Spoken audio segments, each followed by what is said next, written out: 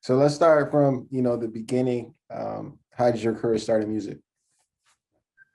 Oh my gosh. So I've kind of always just had a singing background. I sang since I was around 4 years old. And the way that I actually got involved in music is that my like kindergarten music teacher from school was putting together, like those showcases that they have for the parents during like spring or winter time.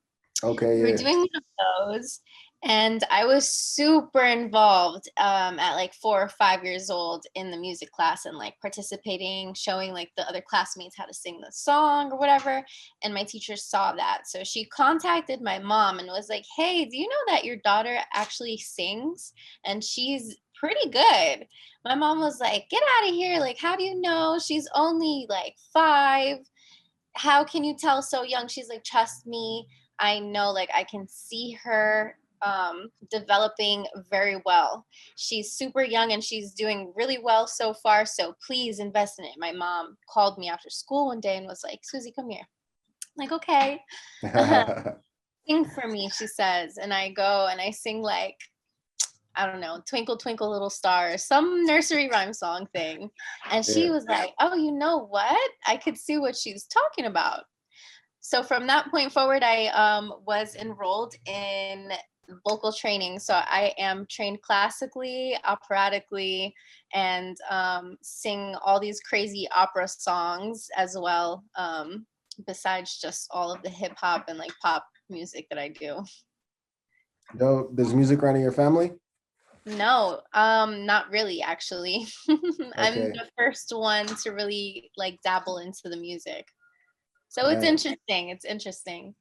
So But it's I have a definitely lot of support from my family, which means like everything, because a lot of people don't have that like luxury of having support from your family.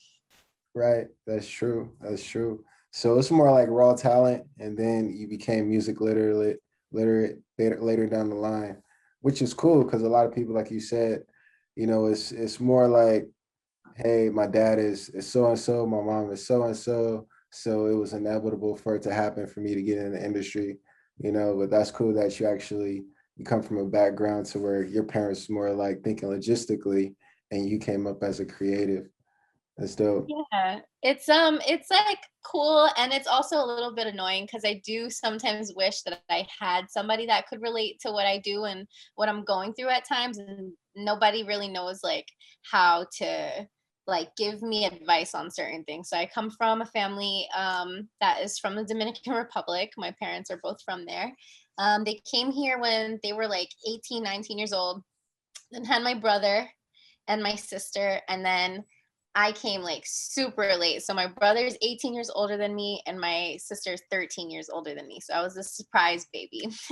So you're the Um, baby. yeah. So everybody's like super supportive about what I do, but they don't really know how to like guide me, and it becomes a little bit frustrating sometimes because they want the best, they want to support, but at the same time it's like music is something where it's not always like guaranteed. So they're like, "You need a Facts. second plan, you need this, you need to do that," and it becomes hectic. Yeah. Let's talk about your nationality. You being American, Dominican. What's the culture like? The Dominican it's culture. It's freaking awesome. I love being Dominican. I'm so proud of my roots. Afro Latina, heard it. Um, we are super loving, crazy people who love to eat and drink and have a good time. Okay. And I love everything about the culture, the music especially. And I'm really excited to let you know. Also, I'm not sure if you were aware, I'm dropping music in Spanish.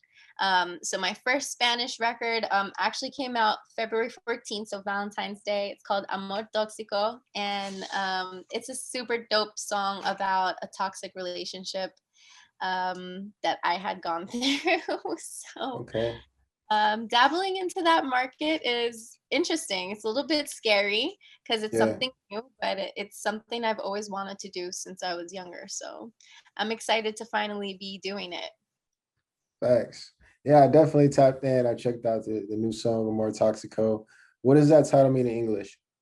It means toxic love. Toxic love. Okay. And for aspiring artists or just women in general who need advice, relationship advice, what can you tell them about being in a toxic relationship? What was some advice you'll give them? Ladies, ladies, if you're listening to me and receiving this message, you need to do what is best for you at the end of the day, because nobody's going to care or do more for you than yourself.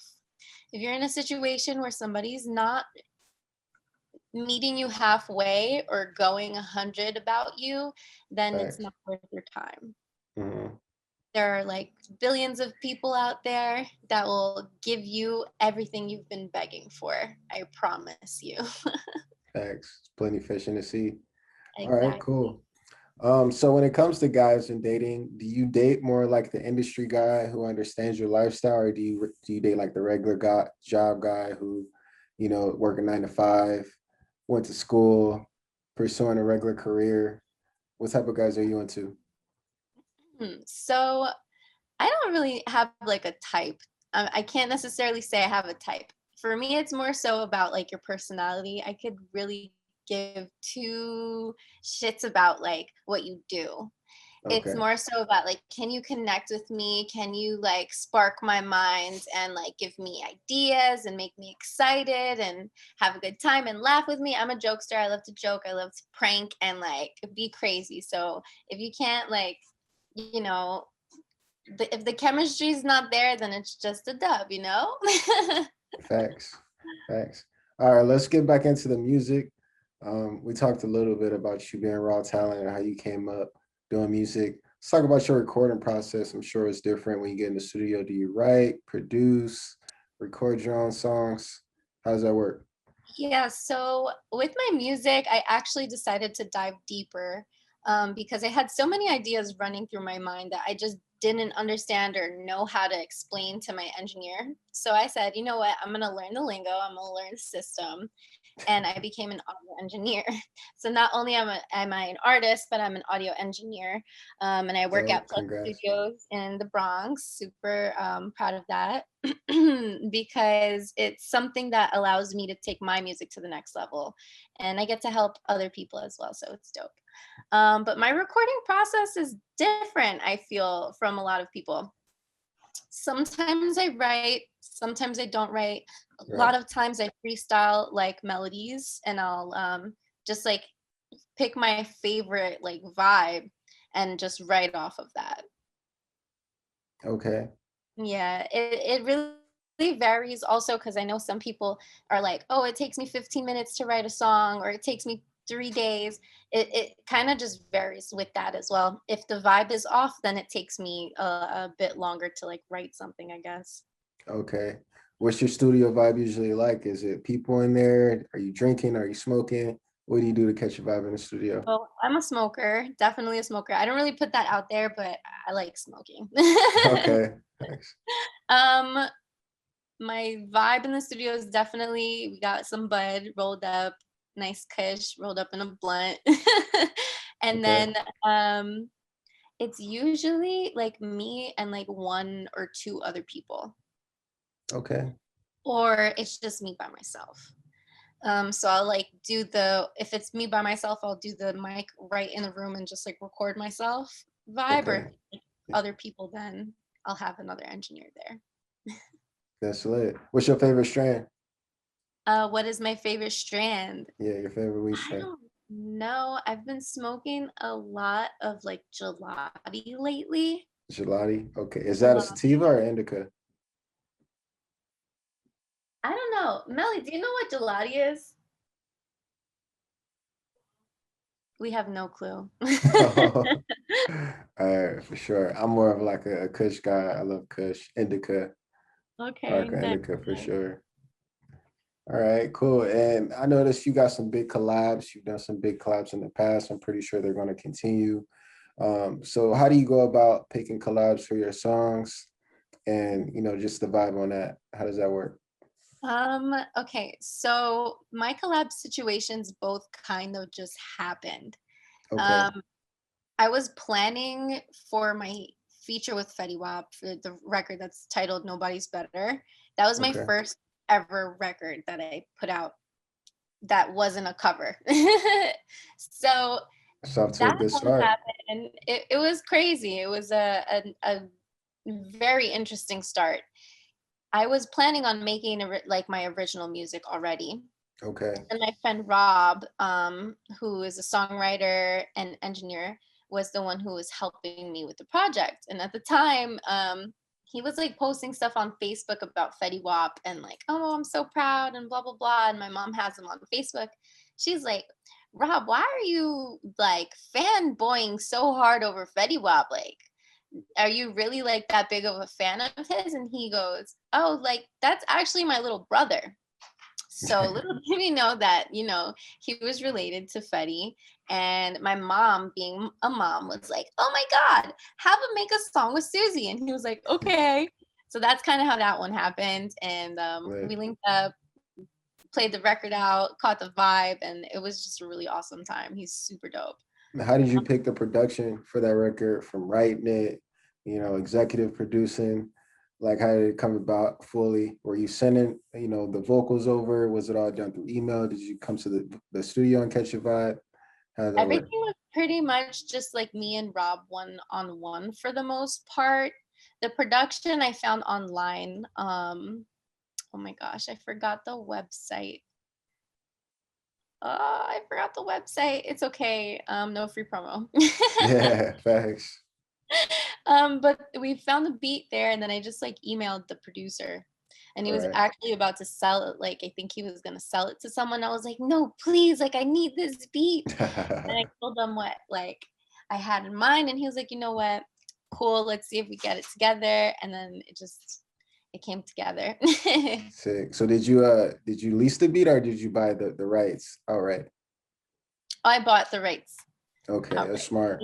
For Yeah. sure. So you get all the publishing on that. For sure. Yeah, I own all my music. That's one thing that I made sure um starting, that I just have ownership of everything, because I hear so many like crazy stories, and like being independent is awesome. The only thing that I do and will say is like it's not an easy thing to do.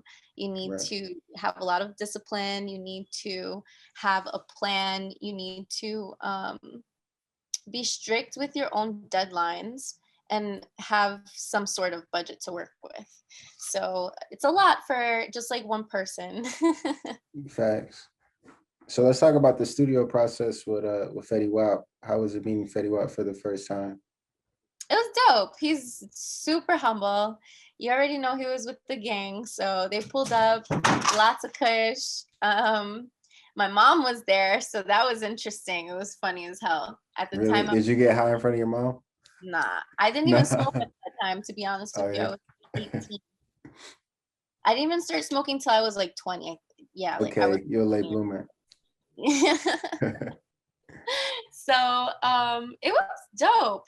He's so sweet. He is such a sweetheart. Basically was just like, oh, like what's the vibe, what's the concept? And I told him, because the record is based off of my life. I had been in a relationship for like 5 years, and it was awful. It was terrible, but for some reason I really like this kid. So I was like, why don't you want me? What's up? Like, I'm awesome. Nobody's better than me. And that's pretty much what I told him. And he was like, baby, what you see is what you get. Lit.